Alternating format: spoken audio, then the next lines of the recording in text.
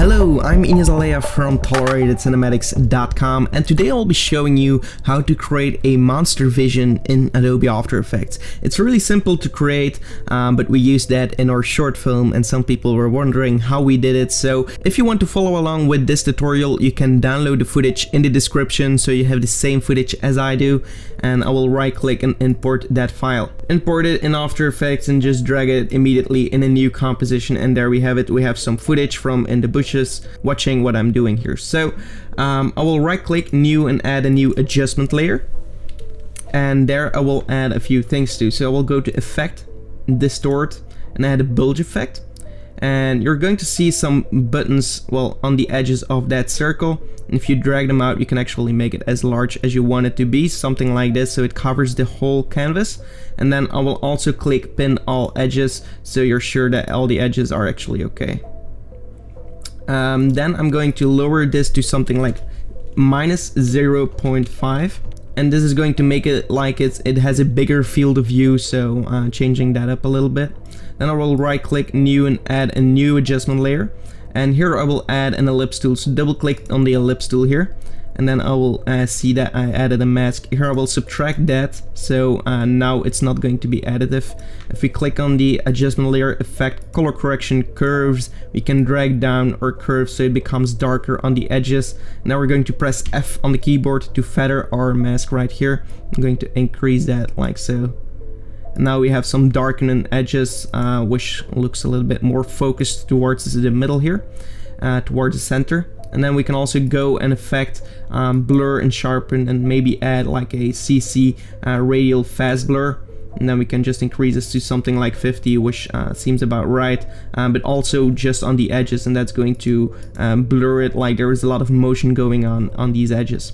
On the first adjustment layer, I'm going to add another color correction tag, curves, and here I'm going to add some contrast in. So I'm going to lower my shadows and brighten up my highlights, and then I will go into the red channel, increase it a little bit in the highs, and decrease it by much in the shadows right here, so we get these green shadows.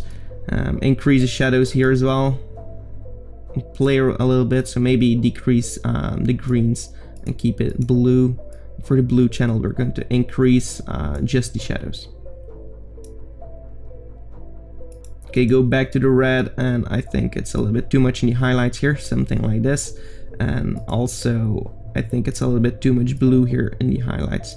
But now we get something like this, which looks a lot better and like a lot more monster-like. So that looks okay.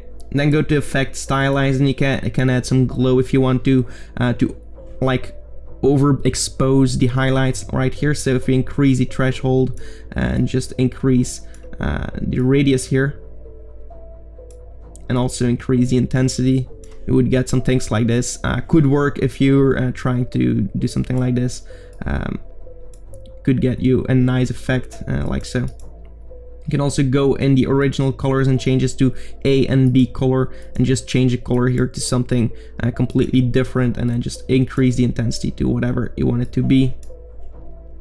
And the red really kind of makes it like it's a monster, so I'm going to decrease the threshold a little bit more.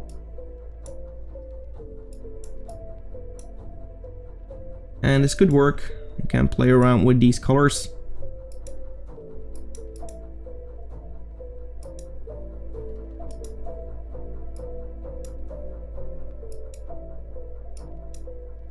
Maybe keep it as simple as this, and now your highlights are just going to be like this red glow, and it's just going to add up a little bit more.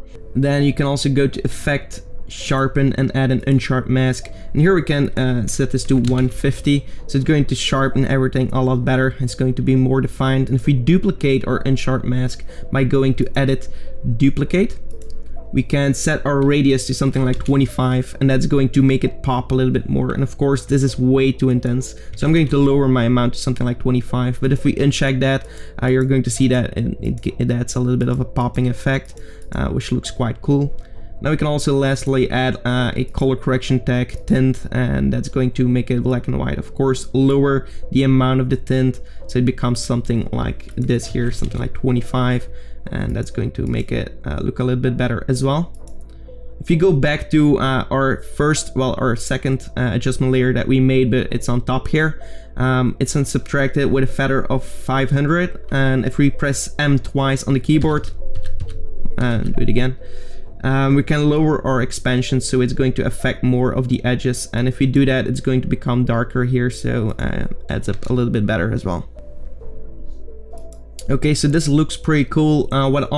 What I also did is actually add some wiggle to my camera, so add a new adjustment layer and rename it to Camera Shake. And all I've done is used the wiggle preset that you can actually download at our website for free, so it's at the freebies page.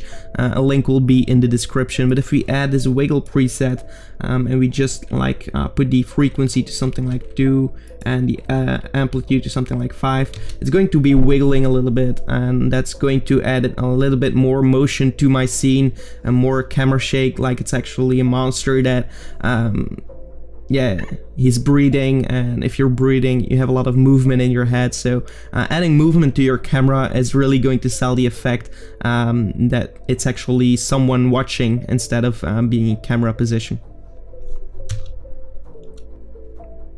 And it's up to you, so you can go crazy with these amounts if you want to add a lot of shake. But yeah, I think this already looks pretty nice.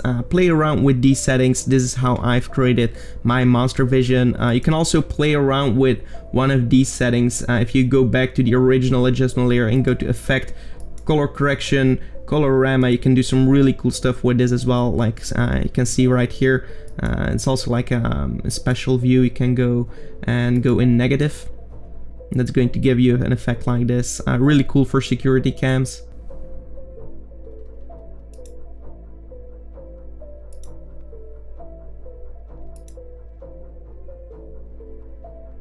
And this looks like it's actually an infrared camera, so that's also a really cool trick to apply to your footage if you want something like that. What you can also do is just go to your Monster Vision and duplicate that video by edit duplicate, and then apply the Colorama effect, and then just pick something out of the input cycle right here.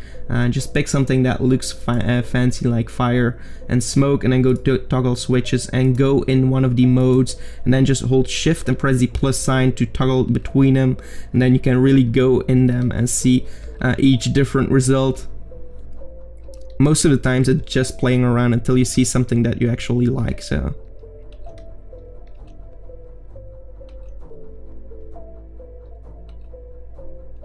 Like soft light, gives me a pretty cool effect. If I press T on the keyboard, I can lower the opacity and you will get some really cool effects, maybe something like 50, and this is really like a Monster Vision to be honest.